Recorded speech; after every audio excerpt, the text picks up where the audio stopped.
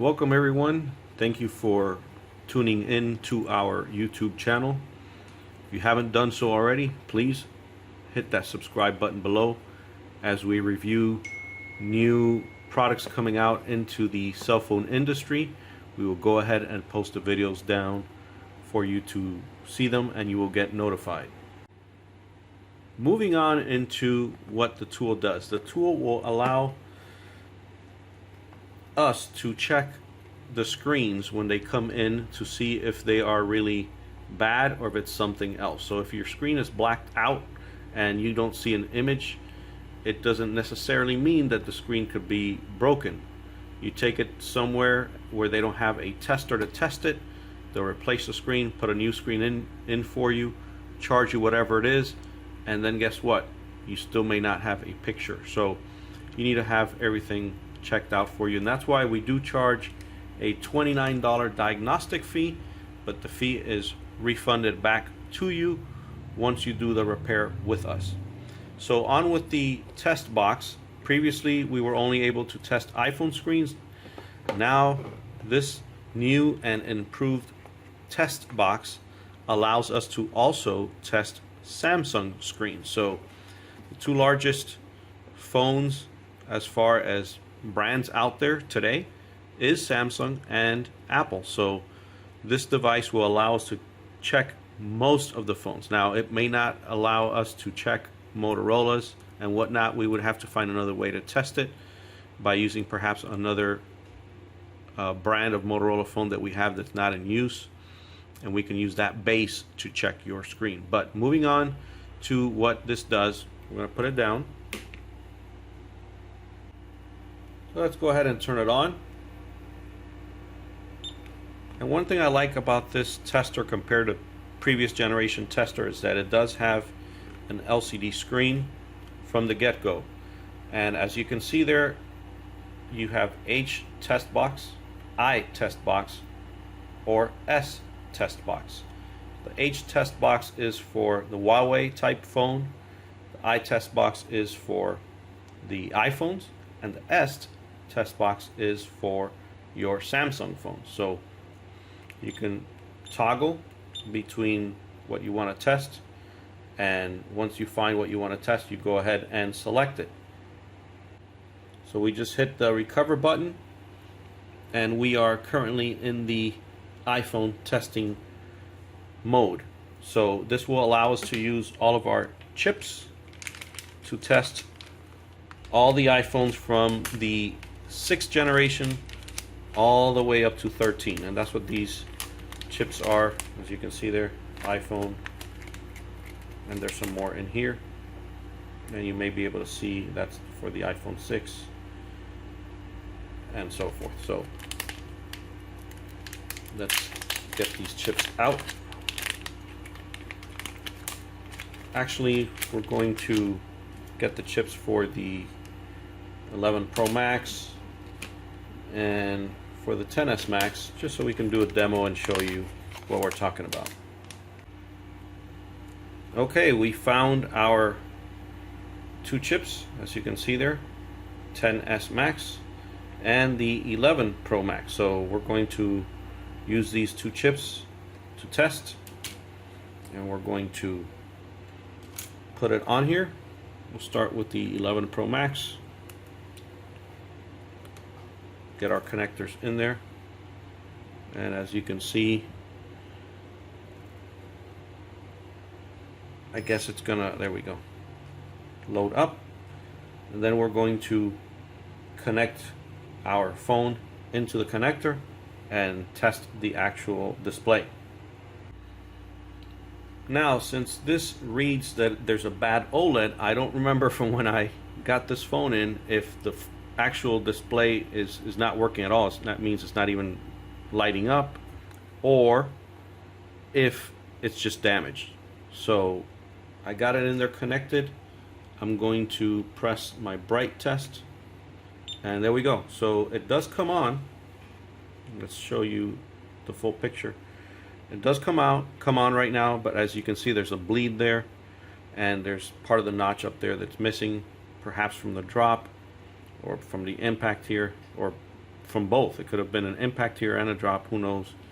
But this is not a good working unit. So this is something where, for example, if you were to take your phone in and the display was black, we can put it on the tester and say, look, the display does light up, but something else may have damaged your phone on the drop. Perhaps the motherboard that sends the message to the display is also bad, because the display is coming on, although the display itself is broken.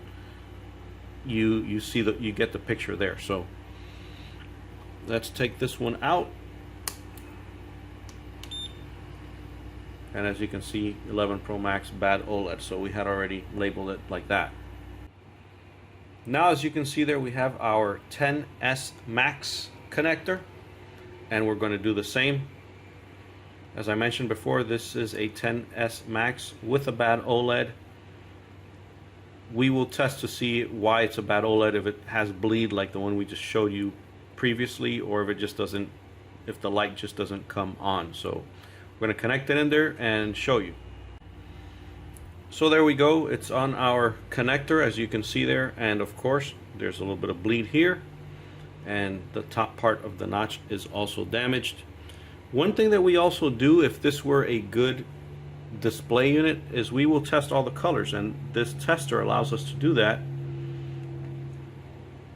and it will also allow you to test the touch, as you can see there, just like the previous generation tester. Okay, and let's see.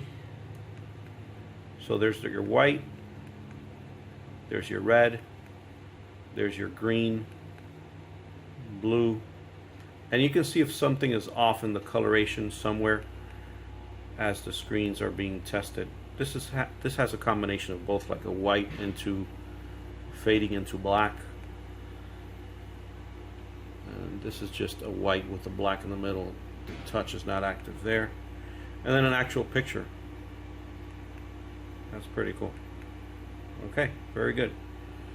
So now we're going to, as you can see, I have all the chips there for all the different type of iPhone screens that we can test. But one thing that these testers did not have previously is the ability to test Samsung screens. And I do have some bad Samsung screens laying around, and some good ones as well. And these are the chips for the Samsungs, which we will be testing here shortly. You can see the S20 there, for example. So let's go ahead and get the connector in there and get a Samsung screen in there and test it. So one quick note that I wanted to point out: if you are a shop owner and you're watching this video, if you're in the cell phone repair industry and you're watching this video and you have this machine, when you go into testing your Samsung screens, you don't want to continue right where you left off if you were testing iPhone screens. You have to turn it off and turn it back on again, kind of like a reboot on a phone.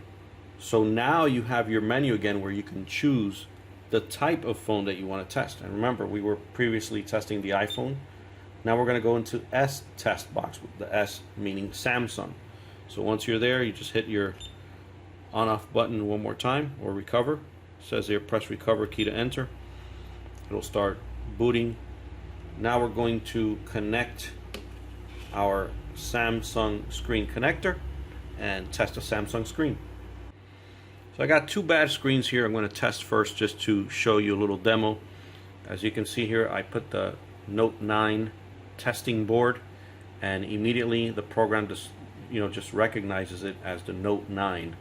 That's pretty cool. So let's go ahead and get our Note 9 screen or display unit, and we're going to put it on there and show you the results. So here's a quick tip. You may want to connect your board piece to the phone first, just because you don't have much slack, and then put it down onto your tester, and then you can test it that way. So we're going to do that, and let's see.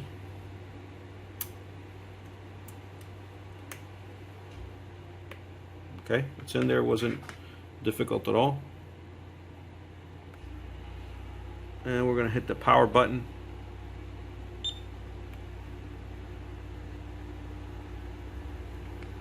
And as you can see, it's on the test box right now, so we'll hit that recover button.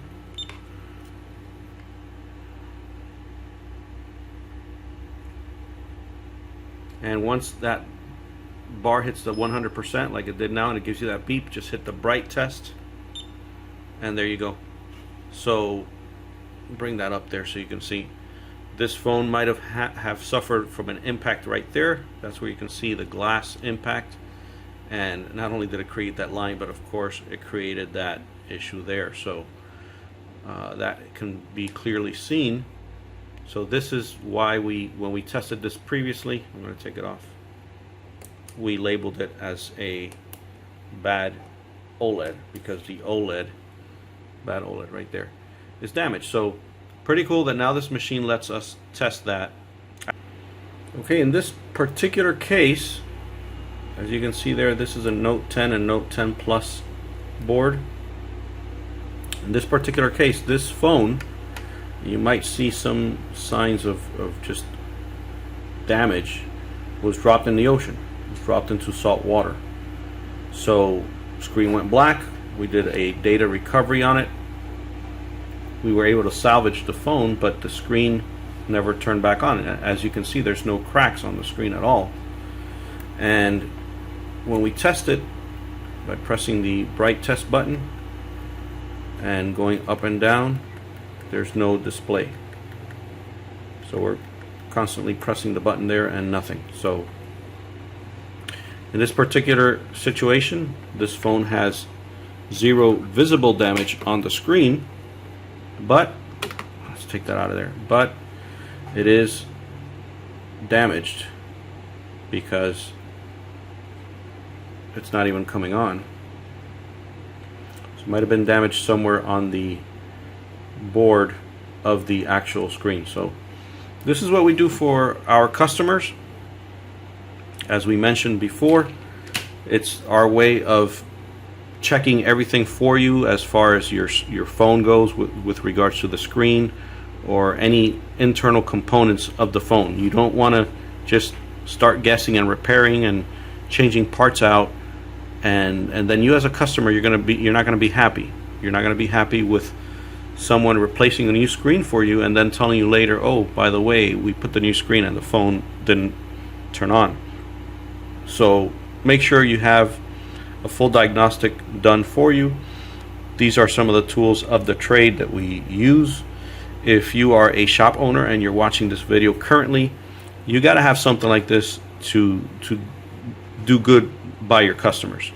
And it's not a cheap tester, but it is something that's a must-have if you want to have happy customers.